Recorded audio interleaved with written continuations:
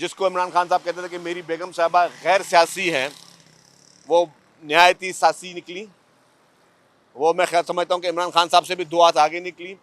जिस तरीके से अवाम के ऊपर उन्होंने अवाम को मरवाने की पूरी कोशिश की, अवाम को मुसलसल उनके जज्बात को वो उभारती रहीं, हेट स्पीच करती रहीं। जिस तरीके से उन्होंने फिर कंटेनर पर खड़े होकर कहा कि कोई और चला जाए या ना चला जाए, मैं यहाँ से नहीं जाऊँगी, मैं इमरान खान को लिए बगैर नहीं जाऊँगी। और जगह क्या हुआ, आपने जैसे ही पुलिस ने एक्शन किया तो सबसे पहले चीफ मिनिस्टर खैबर पख्तूनख्वा भागे और सबसे पहले बुशरा बीबी साहिबा वो कंटेनर छोड़कर और वो स्टेज छोड़कर सबसे पहले फ़रार हुई। तो ये अवाम के लिए आई ओपनर है कि जो लोग आपको ये कहते हैं कि आप हमारे पीछे चलें, और जो लोग आपको फिर तशद्दुद की तरफ राग़िब करते हैं, जो लोग आपको इस तरीके से आपको मोटिवेट करते हैं कि आप तशद्दुद की सियासत करें, आप हाथ में पत्थर उठाएं, आप हाथ में लाठियां उठाएं, आप वेपन्स उठाएं, आप टीयर गैस के जो है गन्स अपने पास उठाएं, वो लोग खुद आपको इस्तेमाल कर रहे होते हैं। उनकी अपनी औलादें जो हैं वो इस वक्त जो है मुल्क से बाहर सुकून की ज़िंदगी गुजार रही हैं। कौम की नौजवान नस्ल को उन्होंने जो है वो मुश्किल में डाला हुआ है, उनको वो दहशतगर्दी सिखाने की कोशिश कर रहे हैं। ये 2-3 दिन की कॉल 9 में से किसी भी सूरत में कम नहीं थी।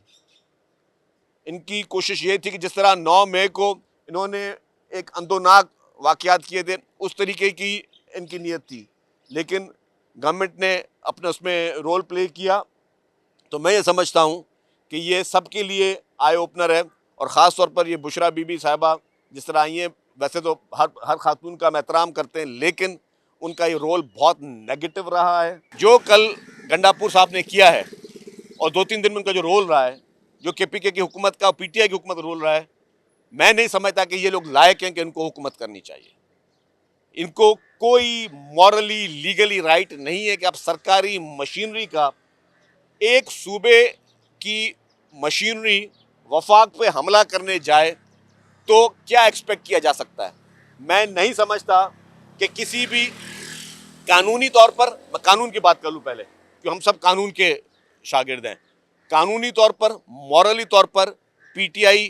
अपना ये इख्तियार खो चुकी है कि खैबर पख्तूनख्वा में उसको हुकूमत जो है वो कंटिन्यू करे। चीफ मिनिस्टर खैबर पख्तूनख्वा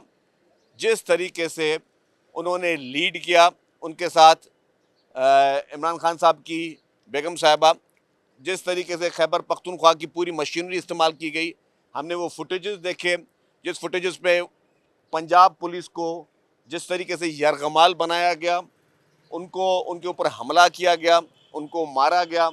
फिर जिस तरीके से रेंजर्स के जवानों को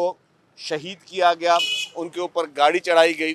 पुलिस के जवानों को शहीद किया गया, FC के जवानों को शहीद किया गया। मैं समझता हूँ कि इन सारी चीज़ों के बावजूद वफाकी हुकूमत ने बहुत ही सब्र का उन्होंने और तहम्मुल का मुजाहरा किया, क्योंकि इंटीरियर मिनिस्टर साहब ये कहते हुए आए थे कि PTI चाहती है कि उनको लाशें मिलें। और ये मैं आपको बता दूं, जब पहला धरना था उस वक्त भी इमरान खान की ख्वाहिश यही थी, जब उन्होंने इस्लामाबाद की तरफ जलगार की थी, जब उन्होंने PTV पे हमला किया था, जब उन्होंने पार्लियामेंट पे हमला किया था, उस वक्त भी उनकी ख्वाहिश यही थी कि किसी न किसी तरीके से उनको कुछ डेड बॉडीज़ मिलें, जिस डेड बॉडीज़ के ऊपर वो पॉलिटिक्स करें। कौन सा मुल्क आपको अलाउ करता है कि आप पुलिस वालों पर हमला करें, आप फोर्सेज पर हमला करें, आप अपने रेंजर्स पर हमला करें? लास्ट टाइम भी उन्होंने ये किया, आप इमलाक को नुकसान पहुँचाएँ, आप गाड़ियों को आग लगाएँ, आप सरकारी इमलाक को आग लगाएँ, ये कौन सा एहतजाज होता है? और जिन ममालिक में इस तरह का एहतजाज होता है, तो फिर जो तरक्की याफ्ता ममालिक की मिसाल दे रहे होते हैं, तो कैपिटल हिल में भी लोगों को 15-15 साल और 20-20 साल की सजाएं हुई। तो जिन जिन लोगों ने भी हाथ में वेपन उठाए हुए थे, जिन जिन लोगों ने भी हाथ में टीयर गैस की गन्स उठाई हुई थी, जिन जिन लोगों ने भी हाथ में डंडे पत्थर ही उठाए हुए, तो डेफिनेटली उनको कानून के हिसाब से उनको डील किया जाए। एहतजाज का मकसद ये नहीं है कि आप हुकूमत को यरगमाल बना लें, एहतजाज का मकसद ये नहीं कि आप गन पॉइंट पे स्टेट को यरगमाल बनाने की कोशिश करें। कल को इस तरीके से मुसल्ला जत्थे कहीं पर भी निकल सकते हैं, और इस तरीके के मुसल्ला जत्थे जब कहीं पे निकलेंगे तो खुदा न खास्ता क्या सरकार की रिट ख़त्म हो जाए। आपको जो आपके इशूज़ हैं, आपके लिए अदालतें मौजूद हैं, हम भी अदालतों को फेस कर रहे हैं ना,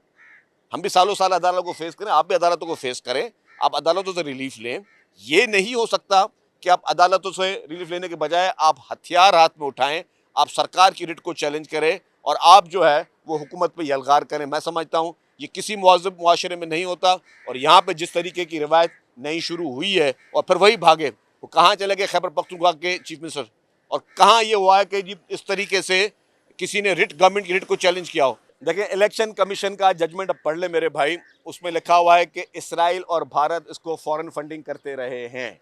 तो जाहिर है ये किसके इंटरेस्ट में होता है और किसको चुभता है कि हमेशा अगर चाइना का प्रेसिडेंट पाकिस्तान में आना हो तो हालात ख़राब किए जाएं, अगर IMF के कुछ सिलसिले हो रहे हो तो हालात ख़राब किए जाएं, जब भी कोई इंपॉर्टेंट इवेंट पाकिस्तान में आ रहा हो, कोई इन्वेस्टमेंट आनी हो तो हालात ख़राब करें, ताकि वो इन्वेस्टर ये सोचे यार इस मुल्क में हम क्यों जा रहे हैं। तो जाहिर है गैर मुल्की वो हाथ जो PTI को सपोर्ट करते रहे इलेक्शन में लड़ने के लिए, भारत और इसराइल ने उसको फंडिंग दी है, जो कि अकाउंट नंबर्स के साथ लोगों के नाम के साथ मौजूद है। और ये मैं इल्ज़ाम नहीं लगा रहा हूँ शर्जील मेमन, मरहूम अरशद शरीफ, शहीद अरशद शरीफ आपके सहाफ़ी, उन्होंने अपने प्रोग्राम में नाम लिए कि जी इंदर दोसान और फलाना इन लोगों ने जो है इनको पैसे दिए। तो वो जो इंदर दोसान थे और जो वो जूश कंपनी थी जिन्होंने आपको फंडिंग दी है, वो ही चाहते हैं कि हर उस मौके पे कॉल दी जाए जिस मौके पे पाकिस्तान में कोई एक्टिविटी होनी हो।